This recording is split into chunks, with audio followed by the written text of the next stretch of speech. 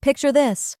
I'm tracing the rim of a chipped ceramic mug with my fingertip, the faint aroma of chamomile tea curling up in lazy wisps as I sink deeper into the sagging cushions of our old couch. It's not just any couch. It's the kind of worn-out, faded thing that's seen 1,000 evenings just like this one, where the silence between me and the world feels heavier than the mug in my hands. My name's Claire, and at 31, I've somehow carved out a life that feels like it's been sketched in pencil. Safe, soft lines but smudged at the edges, like it could be erased without much effort. I'm not sure when I stopped noticing the way time slips through my fingers, but here I am, sitting in the dim glow of a single lamp, wondering how I got so comfortable with feeling. Nothing much at all. I've been married to Martin for 10 years now. He's 35, an accountant who could probably calculate the exact number of minutes it takes for his coffee to cool each morning. Routine is his religion, and I've been a faithful follower, even if I didn't sign up for the sermons. Every Christmas, without fail, he hands me a lavender-scented candle, wrapped in the same crinkly silver paper, with a smile that says he's proud of his consistency. I thank him, of course, and place it on the shelf next to the others, a little shrine to predictability. Every night, as we climb into bed, he mumbles, "Good night, hon," in a tone so flat it could be a dial tone, before rolling over to his side, leaving me staring at the ceiling. And when we do touch, when we try to bridge the gap between us, it's like we're reading from a script we memorized years ago.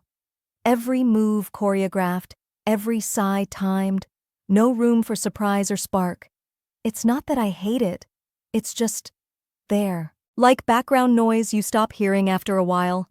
I've never said a word about it, though. Never let on that sometimes I catch myself daydreaming about what it would feel like to want something again, to crave anything beyond the next grocery list or laundry cycle. It's easier this way, playing the part of the content wife, smiling at the right moments, nodding when he talks about tax brackets over dinner. Confronting the emptiness would mean admitting it's there, and I'm not sure I'm ready to look that closely. So I keep sipping my tea, keep folding the towels just so, keep living in this beige-walled suburban cage we call a home. Our kitchen is a masterpiece of order, spices alphabetized, fridge magnets aligned in perfect rows, everything screaming that nothing unexpected ever happens here. It's a mirror of us, really. Neat, tidy, unremarkable. I glance around the living room now, the shadows stretching long across the carpet. And I can't help but think this house is more than just a place to live. It's a museum of monotony, preserving every uneventful day in its stillness. I'm lost in that thought when Martin walks in, breaking the quiet with the soft shuffle of his slippers against the floor. He's holding something in his hand, a piece of paper, maybe a letter, and there's an unusual energy about him, a nervous twitch in his step that I haven't seen in years. He sits down across from me on the couch, the cushions barely dipping under his weight, and I notice his fingers tapping the edge of that letter, a staccato rhythm that feels louder than it should in this silent room. Then, out of nowhere, a smile creeps across his face, a rare, genuine one that cracks through the stoic mask he usually wears. It's so unfamiliar that for a second, I don't even recognize him. "Claire, you're not going to believe this," he starts, his voice a little shaky, like he's not sure how to deliver whatever's coming next. I set my mug down on the coffee table, the ceramic clinking softly, and lean forward, curiosity prickling at the edges of my mind. He unfolds the letter, smoothing it out against his knee, and I catch a glimpse of elegant black script on creamy paper, the kind of thing that looks too fancy to belong in our beige little world.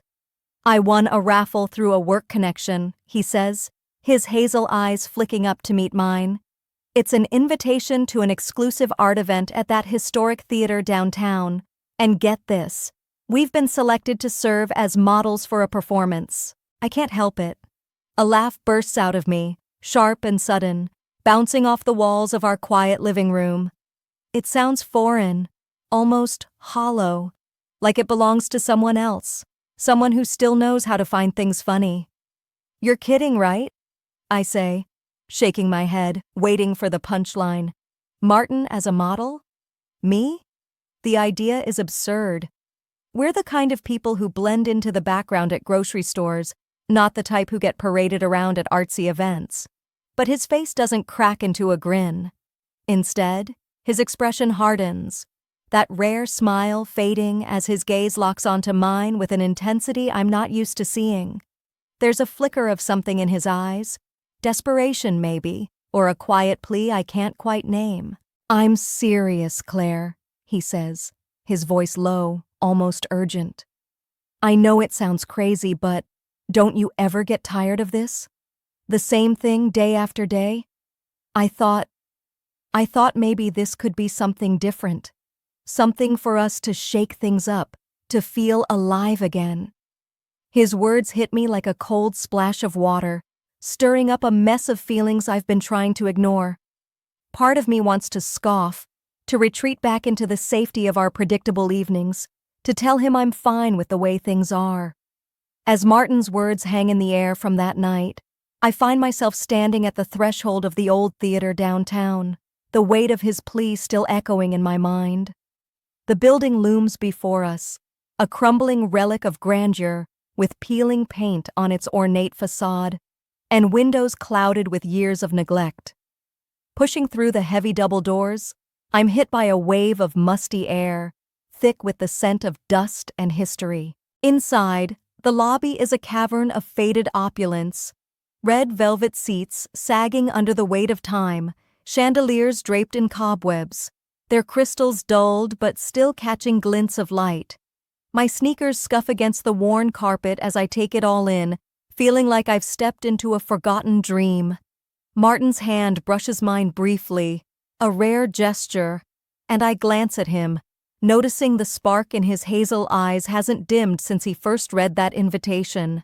Before I can say anything, a figure emerges from the shadows near the stage. He's young, maybe mid-20s, with sharp cheekbones that could cut glass and tousled dark hair that falls just right over his forehead. His piercing green eyes seem to lock onto me instantly, like he's peeling back layers I didn't even know I had. "Welcome," he says, his voice smooth as silk, almost hypnotic, wrapping around me in a way that makes my skin prickle. "I'm Ethan, the curator here. I'm thrilled you could join us for this unique experience." There's a lilt to his tone, a hidden promise I can't quite place, and I feel my pulse quicken for reasons I don't want to name. Martin shakes his hand with an enthusiasm I'm not used to seeing, his smile wide as he introduces us, while I manage a nod, my throat suddenly dry under Ethan's unrelenting gaze. Ethan gestures for us to follow him, leading us through a narrow side door and backstage into a maze of dark curtains that seem to swallow the light. Dim amber bulbs flicker overhead, casting long, wavering shadows on the walls, and cracked mirrors line the corridor, reflecting fragmented pieces of myself, my wide eyes, my tense shoulders, my lips parted as if I'm about to speak but can't find the words. The air back here feels heavier, like it's pressing down on me, and I can't shake the sensation that I'm being watched, though I tell myself it's just nerves. Martin's chatting with Ethan ahead of me, his voice animated in a way that feels foreign, almost reckless, as they discuss the theater's history and the performance we're supposedly part of. I trail behind, my fingers brushing against the rough fabric of the curtains, trying to anchor myself in the moment. Then, out of nowhere, Martin stops mid-sentence and turns to us with a quick, almost jittery smile. "I've got to check on something real quick," he says, his tone too casual, like he's rehearsed it. "I'll be right back, Claire. Ethan, you'll take care of her, right?" There's a strange glint in his eyes as he looks at Ethan, a silent exchange I can't decipher, and before I can protest, he's gone, disappearing behind a curtain with a rustle of fabric.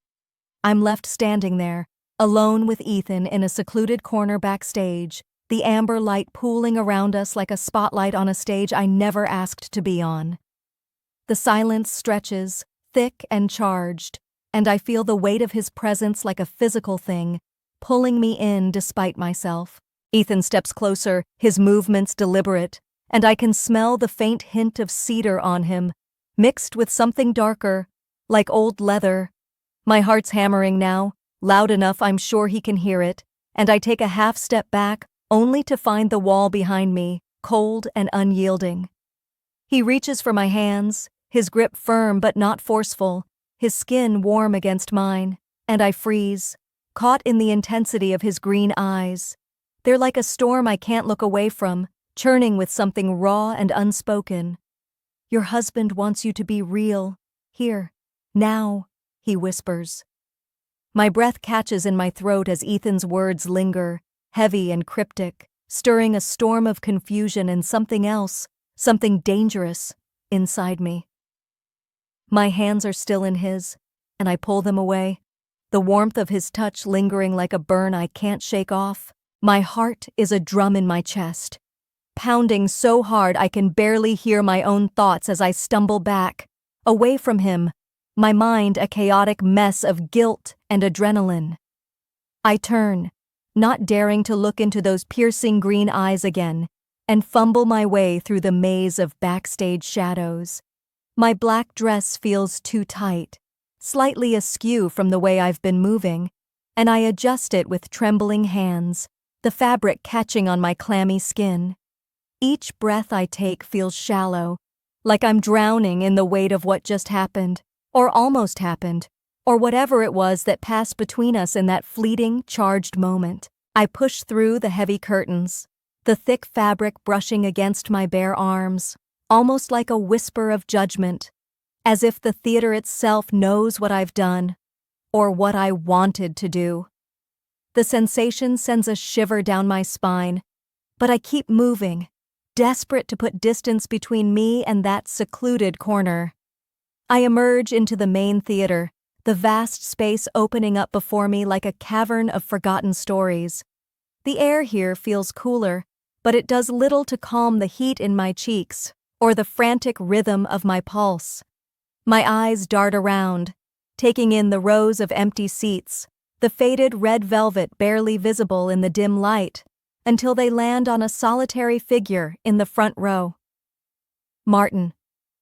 He's sitting there, calm as ever, his face bathed in the faint blue glow of a tablet resting on his lap. The sight of him, so composed while I'm unraveling, stops me cold. I stand there for a moment, rooted to the spot as our eyes lock. I expect to see anger, hurt, maybe even betrayal in his expression, something to match the turmoil churning inside me. But instead, there's a strange, knowing smile playing on his lips, a curve so subtle yet so unsettling that it unnerves me more than any outburst ever could. It's not the smile of a man who's been wronged. It's the smile of someone who's been waiting for this exact moment, as if he's been holding all the cards while I've been fumbling blind. My stomach twists, a mix of dread and confusion, as I force my legs to move. My heels click against the wooden floor, each step echoing through the silent theater like a countdown to something inevitable, something I can't yet grasp. The sound feels louder than it should, amplifying the tension that's already coiled tight in my chest. As I draw closer to Martin, the blue light from the tablet flickers across his features, casting shadows that make his face look almost unfamiliar. I can see now what's on the screen, and my blood runs cold. It's streaming live footage, vivid, unfiltered, undeniable. Everything that just happened backstage, every moment of hesitation, every glance, every touch, captured in stark detail. My stomach drops like I've stepped off a cliff, a sickening lurch that leaves me dizzy. I open my mouth to speak, to apologize, to explain, to say anything that might undo what's been done. But the words stick in my throat, heavy and useless. Before I can force them out, Martin raises a hand, his movement slow and deliberate, silencing me without effort. Then he leans in slightly, his voice dropping to a whisper, low and measured. each word cutting through the air like a blade. We're not done. This is just the prologue. A chill races down my spine at his words, sharp and icy, spreading through me until I feel it in my fingertips. My mind reels, trying to make sense of what he means, but there's no mistaking the weight behind his tone. This wasn't a mistake in his eyes, not a betrayal or a misstep. It was orchestrated, planned, a piece of a larger puzzle I'm only just beginning to see. The realization hits me like a wave, leaving me breathless, my thoughts spiraling as I sink into the seat beside Martin, the faded velvet of the theater chair rough against my skin. The silence around us feels like a living thing, pressing in close, broken only by the uneven rhythm of my own breathing. It's loud in my ears, ragged and unsteady, as if my body is betraying every attempt to keep myself composed. I can still feel the ghost of Ethan's touch on my hands, the heat of it lingering, and I clench my fists in my lap, trying to push the sensation away. But it's no use. Martin's words, "We're not done, this is just the prologue," echo in my mind, sinking deeper with every passing second, their weight pulling me under like a current I can't fight. I steal a glance at the tablet again, its screen still glowing with that damning footage. There I am, frozen in a moment I can't take back, my face a mix of fear and something else, something I didn't expect to see. Longing. My breath hitches as I stare at myself, caught in that backstage shadow with Ethan, his green eyes pulling me in like a storm I couldn't escape. I wait for the familiar wave of shame to crash over me, the kind that's always been there, ready to remind me of every line I shouldn't cross. But it doesn't come. Instead, there's a flicker of something new, something electric, exhilaration. My heart stutters at the realization, a truth I can't ignore anymore. I liked it. I don't regret it. Not the way his voice wrapped around me, not the way my pulse raced under his gaze, not even the way I felt myself teetering on the edge of something forbidden. For the first time in years, I felt alive, desired, like I'd slipped out of the beige, predictable shell of my life and into something raw and real. I let out a shaky breath, the sound swallowed by the cavernous theater, and I turned my head just enough to see Martin out of the corner of my eye. His face is still, unreadable, but his hand moves to rest on mine, his touch light yet deliberate. It's not a gesture of accusation or anger, but something else. Encouragement, maybe, or understanding. My skin prickles under his fingers, and I realize with a jolt that he's not just okay with what happened. He wanted this. He's been guiding me toward this moment, not as a bystander, but as the architect of it all. The thought sends a shiver through me, a mix of unease and fascination, as I watch his lips curve into a wider smile. It's not the flat, rehearsed smile I've seen 1,000 times over dinner or in bed. It's sharp, knowing, like he can see straight through to the part of me I've been hiding, even from myself. He leans in closer, his breath warm against my ear, and murmurs, "The next scene is already being prepared, Claire. This performance doesn't end here. There are new players waiting, new boundaries to push." His voice is low, almost a purr, and it sends a thrill down my spine that I can't suppress. I should be horrified, should pull away, demand answers, but instead, I feel a strange pull, a curiosity blooming inside me that I can't stamp out. New players, new boundaries. The words dance in my mind, painting images I'm not ready to face but can't stop imagining.